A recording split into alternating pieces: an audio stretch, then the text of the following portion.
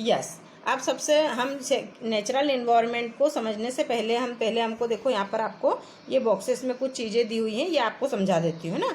Word origin में दिया है इन्वायरमेंट, फ्रेंच वर्ड इन्वायरनर, मतलब कि जो इन्वायरमेंट है जो एक फ्रेंच वर्ड है, जिसका जो फ्रेंच वर्ड है इन्वायरनर, इन्वायरनर का मीनिंग होता है इन्वायरमेंट, जिसका मीनिंग होता है नेबरहुड, मतलब हमारे आसपास जो भी चीज़ें होती है, नेबरहुड मीन्स पास में, आसपास, तो हमारे आसपास जो भी चीज़ होती है वो इन्वायरमेंट होती है।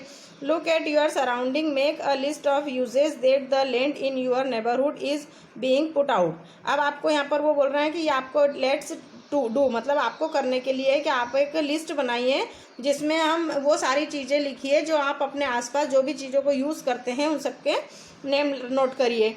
उसके बाद फिर एक और आपको करने के लिए दिया है let's do, where does the water you use in your home and school come from, make a list of different usages of water in our daily life, have you seen anyone wasting water how, मतलब कि आपने कभी ये सोचा है कि जो आप वाटर यूज़ करते हैं आपके स्कूल में, आपके घर पे, वो कहाँ से आता है, तो उसकी एक लिस्ट बनाइए। और मतलब काय की लिस्ट बनाना आपको कि आप वाटर के अलग अलग क्या क्या यूजेस करते हैं, वाटर का क्या क्या यूज़ है आपको, बाथिंग के लिए, है ना, ड्रिंकिंग के लिए, क्लीनेस के लिए, तो ये सारा आपको एक लिस्ट बनाना है।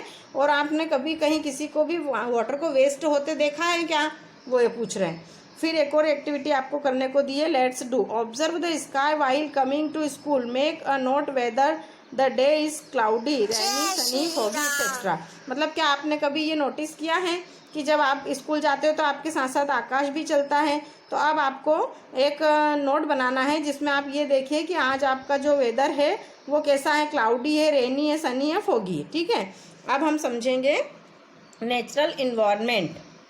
Land, water, air, plants and animals comprises the natural environment. You are familiar with the meaning of lithosphere, hydrosphere, atmosphere and biosphere from your previous class. Let us learn some more facts about these domains. मतलब कि वो बोल रहे हैं कि जो natural environment किस किस से मिलकर बना होता है, land, water, air, plants and animals, ये सब मिलकर के नेचुरल इन्वायरमेंट बनाते हैं। उसके बाद वो बोल रहे हैं कि आपने इसके पहले 6th क्लास में आपको लिथोस्फीयर, हाइड्रोस्फीयर, एटमोस्फीयर, बायोस्फीयर के बारे में हमने पढ़ा था, तो अब हम इसको और डिटेल से जानते हैं, है ना।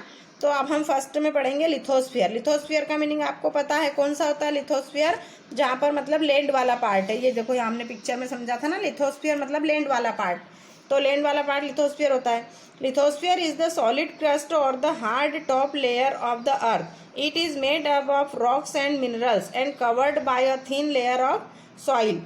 It is an irregular surface with various landforms such as mountains, plateaus, plains, valleys, etc. Landforms are found over the continents and also on the ocean's floors. मतलब वो बोल रहे हैं कि जो लिथोस्फीयर है वो एक बहुत ही सॉलिड या हार्ड, मतलब एक बहुत ही टफ, मतलब उसको कहेंगे कि कठिन, मतलब कठोर क्रस्ट है अर्थ की, जो कि सबसे ऊपर वाला लेयर वो अर्थ का होता है। और ये किस किस से मिलकर बनी होती है, रॉक्स और मिनरल से, और ऊपर ये एक थिन लेयर ऑफ सॉइल, मतलब मिट्टी की लेयर से ये ढकी हुई होती है। जैसे हम देखते हैं तो हमको क्या दिखता है, हमारी अर्थ लैंड पे धूल दिखती है, मिट्टी दिखती है, लेकिन जब हम अगर इसके नीचे जाते हैं तो हमको रॉक्स मतलब चट्टाने और मिनरल्स दिखाई देती है। Lithosphere is the domains that provides us forest, grassland for grazing, land for agriculture and human settlements, it is also a source of mineral wealth. जो लिथोस्फीयर है ना वो हमको क्या क्या प्रोवाइड कराता है, फॉरेस्ट मतलब जंगल, ग्रासलैंड्स, जो कि जिससे कि एनिमल्स होते हैं, वाइल्ड एनिमल, उनको चरने के लिए, उनको खाने के लिए वहाँ पे ग्रासेस मिलती है। इसके अलावा एग्रीकल्चर के लिए हमको लैंड प्रोवाइड कराता है और हमारे रहने के लिए ज़मीन प्रोवाइड कराता है। और इसके अलावा जो मिनरल्स होती हैं वो भी हमको प्रोवाइड कराता है, ठीक है। अब यहाँ पर आपको देखो एक डोमेन्स ऑफ द इन्वायरमेंट का पिक्चर दिया हुआ है।